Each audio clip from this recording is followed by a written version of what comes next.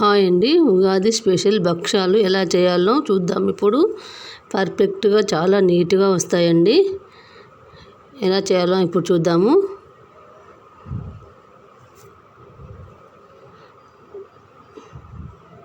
చూడండి ఎలా వస్తున్నాయో. ఒకసారి మీరు కూడా ట్రై చేసి చూడండి. భక్షాలు చేయడానికి నేను ఈ గ్లాస్ తోటి 3 గ్లాసుల శనగపప్పు తీసుకున్నానండి. తోటి 3 గ్లాసుల మైదా పిండి తీసుకున్నా. స్వీట్ చేసినప్పుడు కొద్దిగా సాల్ట్ వేసుకోవాలండి. మంచిగా కలర్ అవ్వడానికి కొద్దిగా పసుపు, 2 స్పూన్ల నెయ్యి, ఇప్పుడు వాటర్ పోసి 2-3 సార్లు శుభ్రంగా కడుక్కొని నానబెట్టుకోవాలి.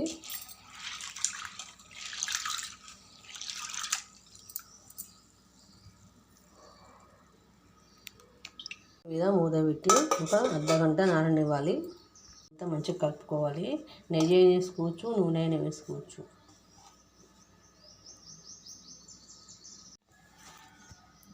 నీళ్ళు కొన్ని పోస్తూ కలుపుకోవాలి. నీళ్ళు ఒక్కసారి పోయొద్దు, కొన్ని పోస్తూ కలుపుకోవాలి. పిండి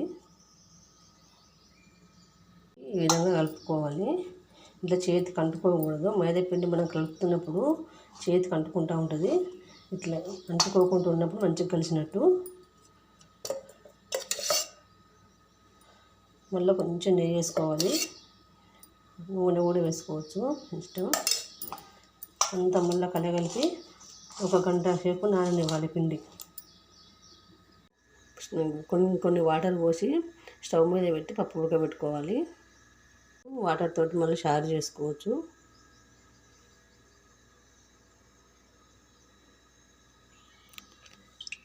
ఉడికిపోయింది.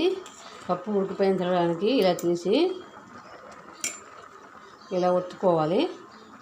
చూడండి మంచిగా ఉడికిపోయింది పప్పు. ఇప్పుడు స్టవ్ ఆఫ్ చేసి ఒక స్ట్రైనర్లకు వడగట్టుకోవాలి. ఒక మిక్సీ జార్లో ఇలా మెత్తగా పొడి చేసి పెట్టుకోవాలి. అదే గ్లాస్ తోటి 3 గ్లాసుల బెల్లం తురుము తీసుకోవాలి. కొన్ని వాటర్ పోయాలి, పాకం పట్టుకోవాలి. గడ్డలు కరిగేదాకా ఇలా కలుపుకోవాలి. తీగ పాకు మొత్తం సరిపోతుంది. ఇప్పుడు ఇందులో ఇలాచీ పౌడర్ వేసుకోవాలి. ఒక 2 చెంచాల నెయ్యి వేసుకోవాలి. మంచిగా పాకం వచ్చేసింది. స్టవ్ ఆఫ్ చేసేయాలి. పక్కన పెట్టుకున్న ఈ శనగపిండి పొడి వేసి అంతా మంచిగా కలుపుకోవాలి, కలిసేంతవరకు. పాకం పట్టినాక పిండి మళ్ళీ ఒక్కసారి కలుపుకోవాలి. ఇలా సాగేటట్టు కలుపుకోవాలి పిండి.